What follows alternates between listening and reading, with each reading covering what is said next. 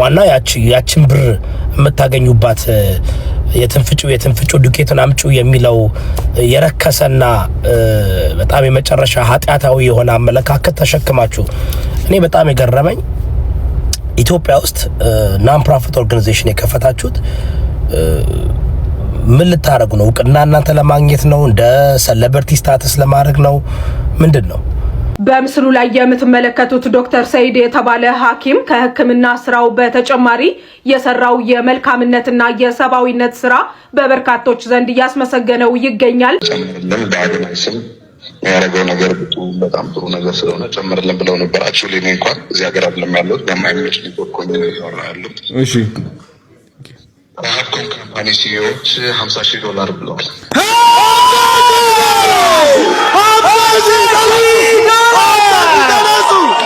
ሰላም እንደምን ቆያችሁ? የተከበራችሁና የተወደዳችሁ የቻናል ቤተሰቦች ኢትዮጵያውያን፣ ኤርትራውያን እህት ወንድሞቼ በአገር ውስጥም በውጭም ያላችሁ በቅድሚያ እንደተለመደው የከበረ ሰላምታዬን እያቀረብኩ ዛሬም ከአዲስና አነጋጋሪ ቪዲዮዎች ጋር ተመልሼ መጥቻለሁ። ቪዲዮ እንደተለመደው ላይክ በማድረግ እንዲሁም ለቻናሉ አዲስ የሆናችሁና የዚህ ቻናል ቤተሰብ ያልሆናችሁ ቻናሉን ሰብስክራይብ በማድረግና የዚህ ቻናል ቤተሰብ በመሆን ቪዲዮዎቹ ላይ ያላችሁን ማንኛውም ሐሳብ አስተያየት ወንድማዊ የታይም ምክራችሁን ኮሜንት ሴክሽን ላይ በማጋራትና ነገ ጥሩ የተሻሉና ማራኪ ስራዎችን ይዤ እንድመጣ በማበረታታት እንዲሁም በተደጋጋሚ እንደነገርኳችሁ እንግዲህ ቻናሉ ከ20 ሺህ እና ከዛ በላይ ሰብስክራይበር ካለፈ የተለያዩ ሽልማቶች ተዘጋጅተዋል። ከናንተ የሚጠበቀው ቻናሉን ሰብስክራይብ በማድረግ የዚህ ቻናል ቤተሰብ መሆን ብቻ ነው። ወደ ቪዲዮዎቹ Okay, let's go. በምስሉ ላይ የምትመለከቱት ዶክተር ሰይድ የተባለ ሐኪም ከሕክምና ስራው በተጨማሪ የሰራው የመልካምነትና የሰባዊነት ስራ በበርካቶች ዘንድ እያስመሰገነው ይገኛል። ነገሩ እንዲህ ነው። አንዲት እናት ዶክተር ሰይድ ወደሚሰራበት የጤና ተቋም ለመውለድ ትገኛለች። እቺ እናት ታዲያ የደም እጥረት ይገጥማትና በሞትና በህይወት መካከል ትሆናለች። ይህንን የተመለከተው ቀዶ ጥገና ሊያደርግላት የነበረው ዶክተር ሰይድም የደም አይነቱ ከዚች እናት ደም ጋር ስለሚመሳሰል ደም ለመለገስ ይወስናል። ታዲያ ደሙን ለግሶ ህይወቱን ከሰጣት በኋላም የቀዶ ጥገናውን ስራ አከናውኖላታል። ቤተሰቦች መልካምነት ለራስ ነው። በየትኛውም የስራ ዘርፍ በየትኛውም የኃላፊነት ድርሻ ላይ ብንሆን ወደኛ የኛን አገልግሎት ፈልገው ለሚመጡ ሰዎች ሁሌም ቢሆን መልካም ነገሮችን ማድረግ ጥሩ ነው ብዬ አስባለሁ። መልካምነት ለራስ ነው። በዚህ ስራው የሚታወቀው ወጣቱ ኮንተንት ክሬተር አዶናይ እንግዲህ ትላንትና በኢትዮጵያ ታይቶ የማይታወቅ ታሪክን ሰርቷል። እስኪ ቪዲዮን ተመልክተን እንመለስ። ያረጋው ነገር በጣም ጥሩ ነገር ስለሆነ ጨምርልን ብለው ነበር። አክቹሊ እኔ እንኳን እዚህ ሀገር አይደለም ያለሁት በማይመች ኔትወርክ ሆኜ ነው ያወራሁ ያለሁት። እሺ ራሃብኮን ካምፓኒ ሲኢኦዎች $50,000 ብለዋል።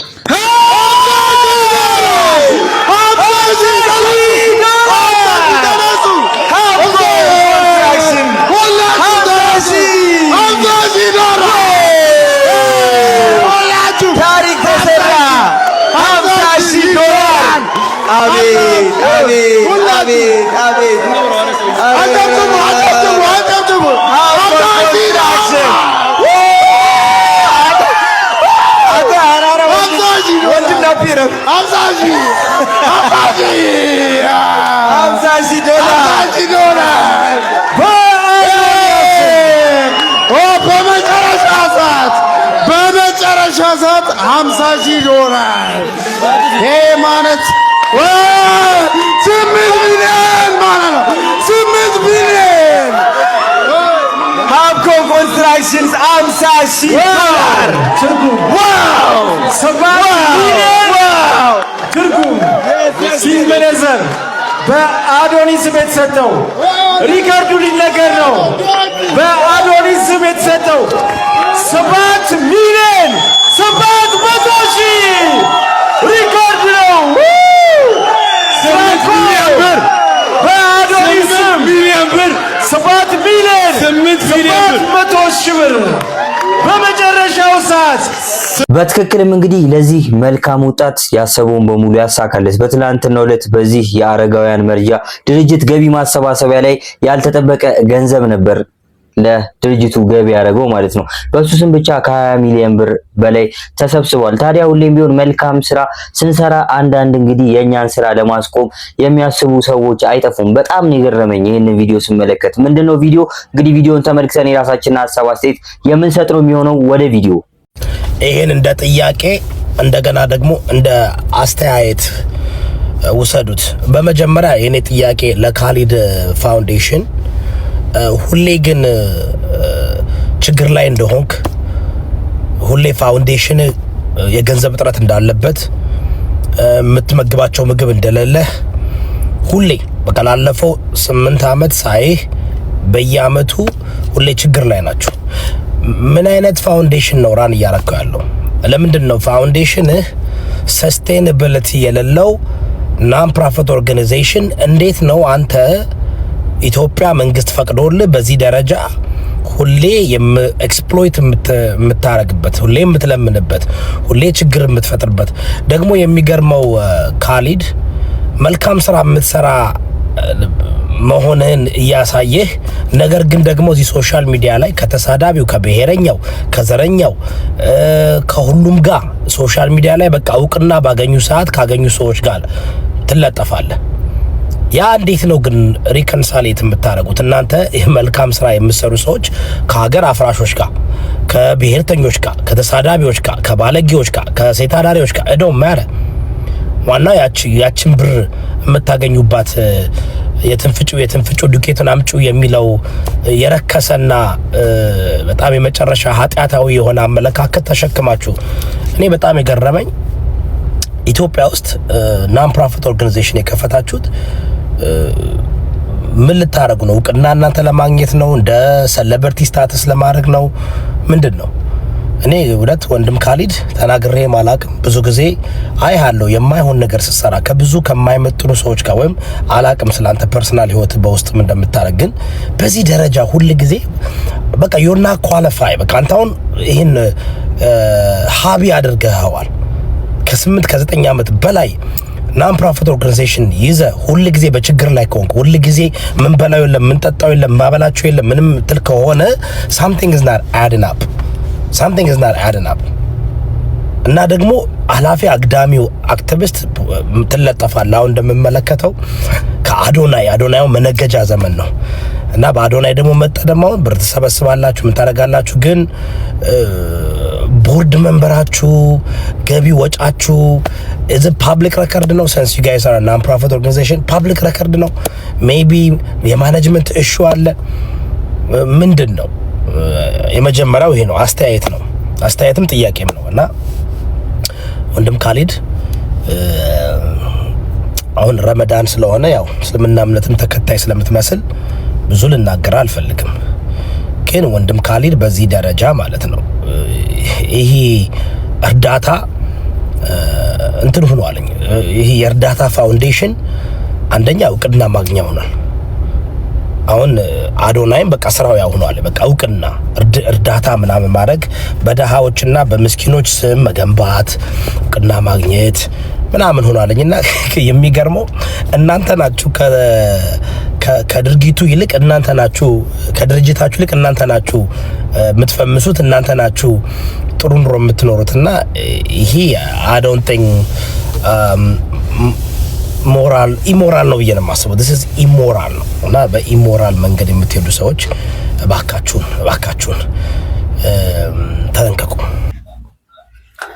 እኔ አንድ የማይገባኝ ሐሳብ ቢኖር እንደዚህ አይነት ሐሳብ የሚያነሱ ሰዎች እንደዚህ ቪዲዮዎችን በተለያዩ የማህበራዊ ድረገጽ መተግበሪያዎች ላይ የሚያጋሩ ሰዎች ቪዲዮውን ሲቀርጹ እንደዚህ አይነት መጥፎ ሐሳቦችን ወይም ደግሞ የሚያስኬዱ ሐሳቦችን ሲያወሩ ቪዲዮውን ለራሳቸው ብቻ የሚያዩት ነው እንደሚመስላቸው። እዚህ ጋር የተቸገሩ ሰዎች አሉ፣ አሳዳጊ የሌላቸው ህጻናት አሉ። እንግዲህ ጧሪ ቀባሪ ያጡ ትልልቅ ሰዎች ለሀገር ብዙ ለታ የሰሩ ሀገራቸውን በወጣትነት እድሜያቸው ብዙ መልካም ስራ በመስራት ያገለገሉ አባቶችን ለመርዳት ብቻ በዚህም ሆነ በዛ ዋናው ዓላማው እንግዲህ እነዛን ሰዎች እንዳይራቡ ማድረግ፣ እነዛ ሰዎች መጠለያ እንዳያጡ እዚህ ጋር ተሰብስበው የሆነ ቦታ ላይ ነው ያሉት። ያንን ነገር ለማስቀጠል ነው ማንኛውም ሰሞን መጣ እዚህ ጋር እርዳታ ለመሰብሰብ እንጂ ሌላ የተለየ የራሱ ዓላማ አለው ብዬ አላስብም። እንደዚህ አይነት መልካም ስራዎች ሊበረታቱ ሲገባ ግን እንደዚህ አይነት ሐሳቦችን ይዞ ወደ ማህበራዊ ድረገጽ መምጣት ያስኬዳል ብዬ አላስብም። ቤተሰቦች እናንተስ በዚህ ሐሳብ ተስማማላችሁ ወይ? እንደው ለጥያቄ ያክል ተስማሙበታላችሁ? እስኪ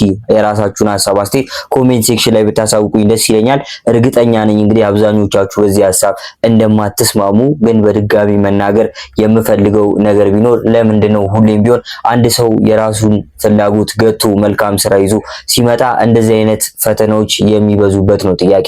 ይህ ወጣት ኮንተንት ክሬተር እንደማንኛውም ኮንተንት ክሬተር እንግዲህ የራሱን ቢዝነስ ብቻ ማሯሯጥ ይችል ነበር። እዚህ ጋር የተቸገሩ ሰዎችን ልርዳ ባለ፣ በዚህ በኩል ደግሞ ወንድም ካሊድም የተለያዩ ሰዎች እንደሚረዳ ይታወቃል። መልካም ስራ እንስራ ሲባል ለምን እንደዚህ አይነት ነገሮች እንዳይበዙ አላቅም። ብቻ ይህ ሐሳብ እንደኔ እንደ አንድ ግለሰብ አያስኬድም። እናንተም የራሳችሁን ሐሳብ አስተያየት ኮሜንት ሴክሽን ላይ ያጋሩ። ያውን የምናገረው ነገር በደንብ ካዳመጣችሁ ምናልባት ህይወታችሁን ሊቀይረው ይችላል። ለምን ይመስላችኋል ብዙዎቻችን ደስታ የራቀን? ይሄ ከኢኮኖሚያዊው ችግራችን ውጪ ማለት ነው ይመስለኛል። ብዙዎቻችን ዓለምን እየተመለከትናት ያለነው በመከራ መነጽር ነው። ሰዎች ተጋደሉ፣ መንግስታት እንዲያረጉ፣ ጦርነት ታወጀ፣ እንዲህ ያሉ የተፈጥሮ አደጋዎች፣ እንዲህ ያለ ጸብ፣ እንዲህ ያለ ውካታ፣ የጋጦጥ ሰዎች መጥፎ ድርጊት፣ ወንጀለኞች የሚሰሯቸው ወንጀሎች፣ ከጧት እስከ ማታ ይህንን ነው ኮንሱም ስናደርግ የምንውለው። ወደ ውስጣችን የምናስገባው መርዝ ብዛቱ ገለል ብለን ጥግ ይዘን ብንመለከት ወደ ራሳችን የሚያስደነግጠን ይመስለኛል። በልጅነታችን ደግሞ በጣም ደስተኛ ነበር። ዓለም የተሻለች ቦታ ነበረች ይመስላችኋል? ዓለም ላይ ብዙ ደስ የማይሉ ነገሮች ይደረጉ ነበር። ትልልቅ ጦርነቶች ነበሩ። አምባገነኖች ሰው ይጨፈጭፉ ነበር። ወንጀሎች ነበሩ። ብቸኛ የተረፍንበት መንገድ ግን ያን ነገር ወደ ውስጣችን አናስገባው ነበር። ደግ ደጉ ላይ ነበር ትኩረታችን። መርከቧን የሚያሰምጣት በዙሪያ ያለው ውሃ ሳይሆን ውስጧ የገባው ውሃ ነው ይባላል። ያንን ጥበብ ማወቅ አለብን። በዙሪያችን ብዙ መከራ፣ ብዙ ፍዳ፣ ብዙ ደስ የማይል ነገር ሊኖር ይችላል። ግን ወደ ውስጣችን ያን ነገር ማስገባት ስንጀምር ደጉ ነገር በፍጹም አይታየንም። መሳቢያ ስበን ሚስማር ከሆነ የምንፈልገው መርፌ ቁልፉ፣ ሌላው ነገር አይታየንም። ትኩረታችን ያለው ሚስማሩ ላይ ነው እና ሳናውቀው እንደሱ ኮንዲሽን እየሆነ ነው። ብዙ መከራ ለማየት፣ ብዙ ፍዳ፣ ብዙ ደስ የማይል ነገር፣ ጋጦጥ ሰዎች አደባባይ ላይ የሚያደርጉትን ነገር፣ መንግስታት የሚሰሩትን በጣም የሚያሰቅቅ አይነት ነገር፣ ወንጀሎችን፣ የተፈጥሮ አደጋዎችን፣ ችግሮችን፣ ይህን ነገር ነው በጣም እያስገባን ያለ ነው ወደ ውስጣችን። በተለይ ሶሻል ሚዲያ፣ ዜና እና ሞቲቬሽናል ስፒከርስ ወይም ደግሞ አነቃቂ ሰዎች ቢ ፖዚቲቭ ቲንክ ፖዚቲቭ ምናምን ሲሉ የሚያናድደን አሁን ላይ የገባኝ ነገር ያለው እሱ ነው። ደግደጉን ስታስቡ ነው ደጉን ማየት የምትጀምሩት። ሁሌ መከራ፣ ሁሌ ችግር የምታስቡ ከሆነ እሱን ወደ ውስጣችሁ የምታስገቡ ከሆነ ህይወታችሁን መሰቃቀሉ አይቀርም። የሆነ ጥግ ድረስ ማወቅ ያለብን መረጃዎች አሉ። ግን ህይወታችን ደግሞ ዓለም ላይ ያሉ ችግሮች ሁሉ ሲጠፉ አይደለም የሚስተካከሉ። ያን ህይወት ይስተካከላል ብላችሁ የምታስቡ ከሆነ የልጅ ልጆቻችሁም እሱን ደስታ ያዩት። ምክንያቱም ከመከራና ከፍዳ የጸዳች ዓለም ልትኖር አትችልም። እና አንዳንድ ጊዜ ህይወታችንን የምንወደው በዚህ አይነት መልኩ ነው ብዬ አስባለሁ። በቃ መፍትሄም ማናደርግበት ውስጡ ገብተን ለውጥ ማናመጣበትን ችግር ወደ ውስጣችን በየቀኑ ኮንሱም ማድረግ ህይወታችንን ከማመሰቃቀል የዘለለ ምንም የሚያመጣው ለውጥ የለምና የመከራ መነጽራችሁን ወደ ጎን አስቀምጣችሁ ደግ ደጉን ለማየት ሞክሩ። ይሄ ነው ቲንክ ፖዚቲቭ ማለት። ሌላ ምንም ሚስጥር የለውም። ሞክሩትና ምናልባት ታመሰግኑኝ ይሆናል። አንድን ነገር በመልካም መነጽር ከተመለከትነው መንገዱ መልካም ነው፣ መንገዱ ቀና ነው። በተቃራኒ መንገድ ደግሞ በመጥፎ መነጽር ከተመለከትነው ነገሮች ሁሉ መጥፎ ናቸውና ሁሌም ቢሆን ነገሮችን በትክክለኛውና በፖዚቲቭ መነጽር ለመመልከት እንሞክር። ቢ ፖዚቲቭ። ወደ ኔክስት ቪዲዮ። ይህ የምትመለከቱት የ23 ዓመት ኢትዮጵያዊ ወጣት መላኩ ይባላል። ከጎኑ ያለችው ደግሞ አሜሪካዊት እናቱ ሚስ ኢንድሪያስ ትባላለች። መላኩ በተወለደ በ2 ሳምንቱ በአዲስ አበባ ቃሊቲ አካባቢ ወረዳ 26 ቀበሌ 06 አካባቢ ተጥሎ በሰዓቱ ሰለሞን ሽበሺ በተባለ የፖሊስ አባል ተገኝቶ ቀጨኔ መድኃኔዓለም አካባቢ የሚገኝ ማሳደጊያ ድርጅት ገብቶ ነበር። ሚስ ኢንድሪያስ ከአሜሪካ ካንሳስ ግዛት ወደ ኢትዮጵያ በመምጣት ከማሳደጊያ ድርጅቱ መላኩን ተረክባ በአሜሪካ በጥሩ ሁኔታ አሳድገዋለች።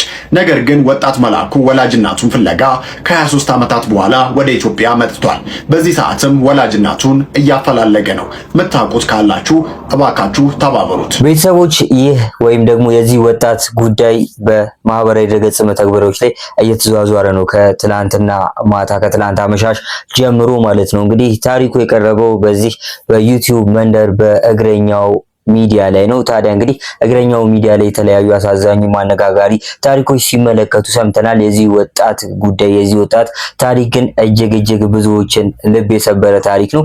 እስኪ ታሪኩ ምንድነው?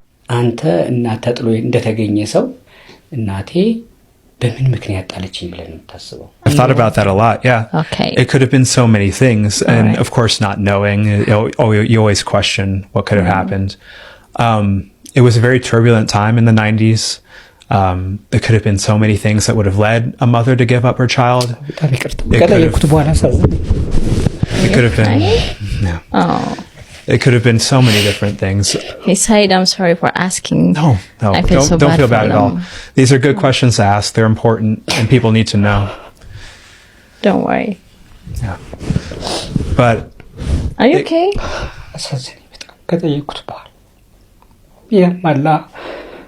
I know it hurts. I'm sorry for asking. He's very sensitive. Yeah. The fact that he cares is a lot. Yeah. But yeah, there's always that sense of wondering. Yeah. It could have been anything from financial issues to war to like maybe she was involved in the church or something. It could have been so many different things. We just have no clue. Maybe single mother. Single mother, yeah, with no support. Yeah. Again, a lot of different options. So you have these whole reasons for her. Yeah, and it almost prevents you from making a judgment. Upset, yeah. You can't judge. You're not upset or you're No. It could have been because there's so many things that could not have been her fault. Things that she couldn't have helped. So you can't. I've never found it in my heart to be mad or anything like that or upset. If anything, I was sympathetic to what could have caused her to do that. Right. You imagine it had to be a really bad situation to give up a child. Yeah. Right. So. At that point, you know, you feel more sympathy to what must have happened than anger, for sure. Yeah. You okay? He's very sensitive sometimes. He is. Yeah. I know. That's why he's good at this. Yeah. Yeah. That's why you have people on the show like this. It's good. Okay. በጣም ብዙ ምክንያት ነው የፈጠረላት ለሷ። Hopefully that's a good answer too. ለመረዳት ላለመናደድ ወይ ተደፍራ ልትሆን ትችላለች ወይ ተደፍራለች ወይ ምን የሆነ ብቻ ሪዝን አለውና ብዙ ጊዜ የሚጠላው እናት ነው። እናቱን ቢያገኝ እንደ እናትም አያያት ይጂ የተዘጠለሽኝ ምናምን ነው የሚለው። የሱ ደግሞ በጣም ብዙ ሪዝን ነው ያለው። የገጥመንን ስለሚያውቅ ማለት ነው። እና እሱ ነገር ገርሞኝ ነው። Hopefully and I'm sure that people will just mention your name or say something about these issues, but if you find your mother or your father, you have a brother, a sister or something like that, what is going to be your reaction? I'm sorry for my English, it's no, of course. Well, so my immediate reaction, your first reaction, I want to know that. To get a plane ticket to Addis and see them. Really? Certainly. You're gonna come back to? Oh, immediately, yeah. I think, of course, I'd have questions like what happened, you know, but I would think it would just be really nice to get to know them, to get to know where they lived, just to get to know my history.